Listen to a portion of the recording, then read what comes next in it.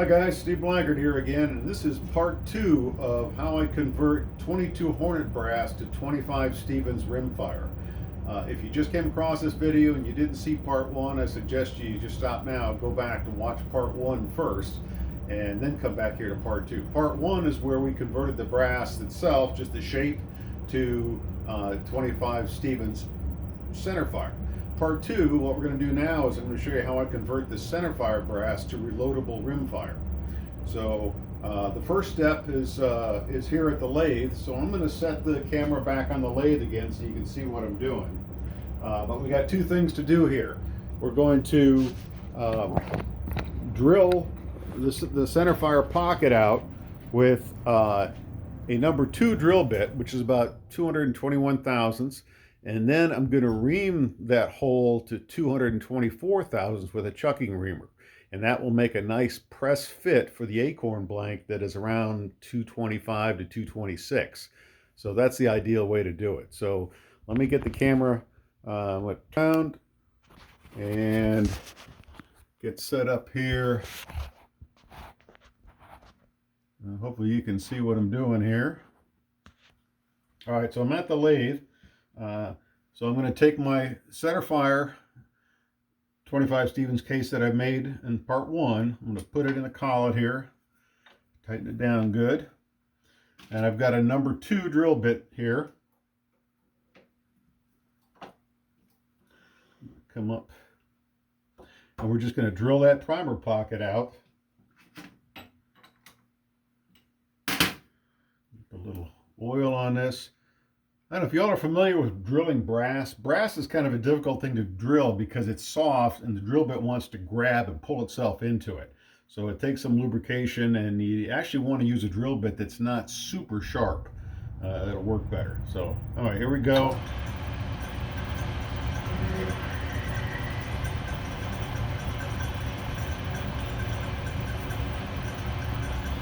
All right, drilled all the way through it with a number 2 bit. Okay. Now, I'm going to take this out and I have a number 2, I'm sorry, a 224 thousandths chucking reamer. I got this off eBay for 20 something bucks, I think. So, you know, I should make a point right now. I probably should have said this sooner, but for those of you who don't know, I am no machinist by any means. I'm just a home tinkerer with a lathe, so if you machinists are watching this and you see things I'm doing wrong, don't be surprised, but all I'm doing is what works for me. If you got a better way to do it, knock yourself out. Okay, before I put it in, I'm going to slow the lathe down. You don't want to ream at a high speed. So I'm going to engage back gear here. Okay, bring the reamer up close. Cutting oil on it. All right. So this is only going to cut about 1/1000th and a half on each side, 3 thousandths total. You can see that swarf coming out as the reamer cuts it. So now you could do this on a drill press too. You know, you don't have to have a lathe. I mean, I've said this before. A lathe makes doing a lot of these jobs a lot easier, but you could do this on a drill press too. Okay, so now I've got it reamed to 224 thousandths. All right, we back that out. We take the reamer out, put it back in its little container, protect it.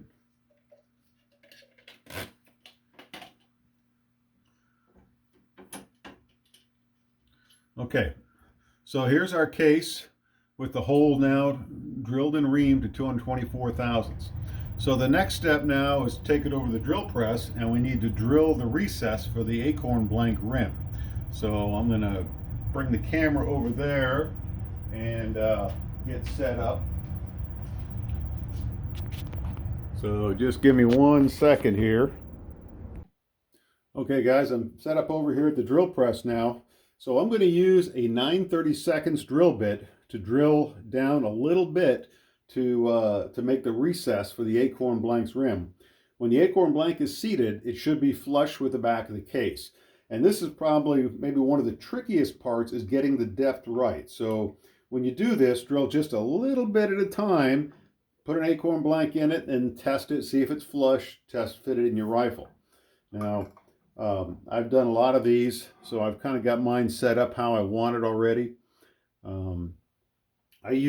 Once I get it set up, I use the depth stop nuts on my drill press here, so I drill to a consistent depth when I'm doing a lot of these.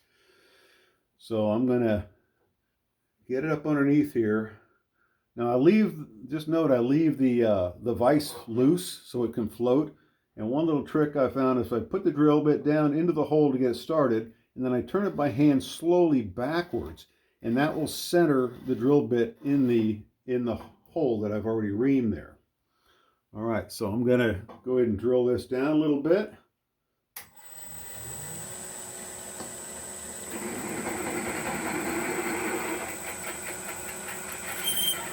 All right. Let's see how that looks. Yeah, that looks pretty good. Okay, so now I've drilled the recess. Before we cut the relief, do the relief cut on it, though, I want to test fit it in the rifle and make sure that, or I want to test fit the acorn blank in and make sure it's flush, and to make sure that the breech will close in the rifle also. So let me take you over here, I guess. Take you another little road trip here. Let me go ahead and pause it. Okay, I'm back over at the loading bench.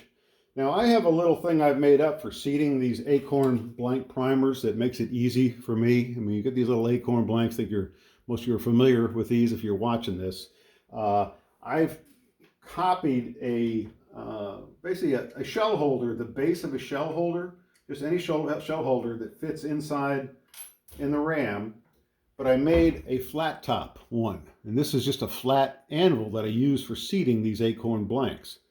So I'll show you this. I'll put this back in the press. This is an old Spartan press. It doesn't have a spring clip. It uses a set screw to lock it in place. So I'm going to take my case and one acorn blank. I'm going to set the acorn up on top of the anvil, and I have a die that the case is a slip fit in that doesn't stick, but it just stops it solidly, so the acorn blank can be pressed up into the rim. All right. So there we go. I know you probably can't see that really well, but so that's the acorn blank is seated.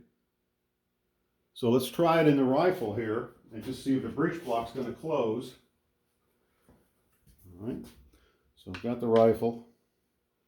Now I'm not going to test fire it yet because I haven't made the relief cut, but I want to make sure that the breech block closes all the way, which looks like it does, and that the hammer goes down. That tells me if the hammer goes all the way down, that tells me that the case is seated all the way in the breech and that the acorn blank is seated deep enough to work properly. So that's good. So we've got that one. The acorn blank is properly seated. It's flush with the back of the case, which is what we want. All right, so I'm going to go ahead and deprime these, and I'll show you this while we're here. To deprime these acorn blanks, I made a little depriming stand, which the case just fits in. It's got a little step in it, so the case sits right in it, and then I can just use a punch and a hammer to just tap the acorn blank out. That's how I deprime them after I've shot them. But okay, so what we've done so far, we've got the case drilled and reamed to 224, and we've drilled the recess for the acorn blank rim, and the acorn blank now seats flush down on the back of the rim. So that's great. So the next step is to mill the relief slot on the side of the rim. Now I'm going to take you over to the milling machine, and we'll go do that. Okay guys, I'm back at the milling machine, and what we need to do now is we need to cut a relief slot in one edge of the rim, so when the firing pin hits the acorn blank, it has to be able to crush that acorn blank. And if the rim is solid all the way around, it will stop the firing pin from crushing the acorn blank. So I mill a little relief to allow that to expose the edge of the acorn blank so it can be crushed by the firing pin.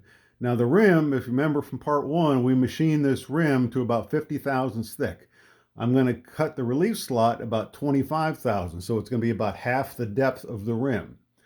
So I'm going to put it in the mill here. Now let me also say, and I don't want to discourage people, but you know, I do this in a mill because I've got a small little mill at home here. But you can do this with a file really easily. You can just take and file that relief cut also. It's not that big a deal. So I don't want people to be discouraged by watching my videos and saying, oh, I don't have a mill, I don't have a lathe, I can't do that. You can do all these things by hand. It's just going to take you a little bit more work, and you know, it's not as easy.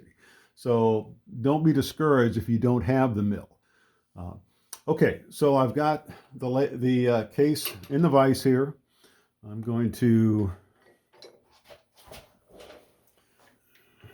get the mill down here where I want it.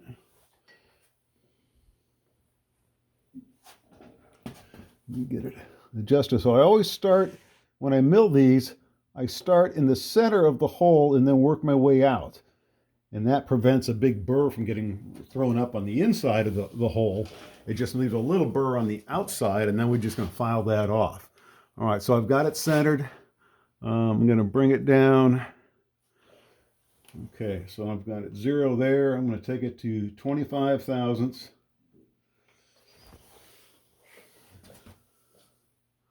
All right, here we go.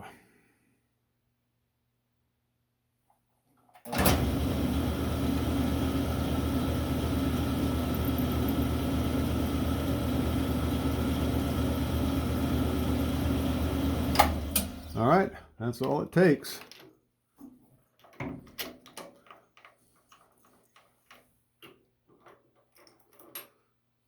Okay, and there is our relief slot. I know it's hard to see here in the camera. And I'm sorry, I can't really tell if it's focusing well on it or not. So all I need to do now, let me bring this camera over here a little bit, is I'm going to take a fine file, and this just kind of doing the mill bit throws up a little bit of burr on the outer edge of the case. So I'm just going to file those burrs off, because I don't want those burrs interfering with the case seating. All right, I think that's pretty good. All right. So let's I'm going to bring it back out in the other room. We're going to seat the acorn blank and give it a test. Okay, guys, I'm back over here at the acorn blank seater. So I'm going to go ahead and seat an acorn blank into it.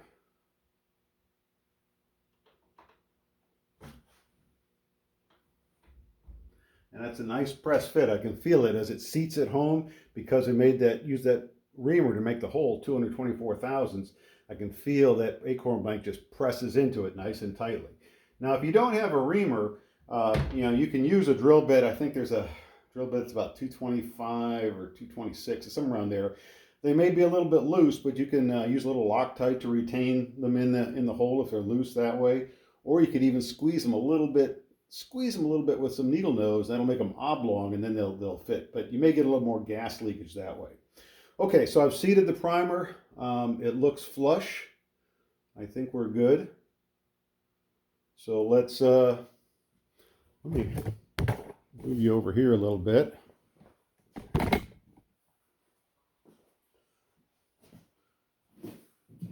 So we've got our rifle.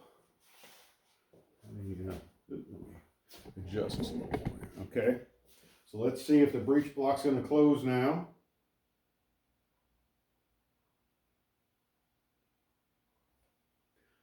And I want to make sure I got that relief at the bottom. Okay, hammer feels like it closed. So let's give it a test fire here. Hey, it worked.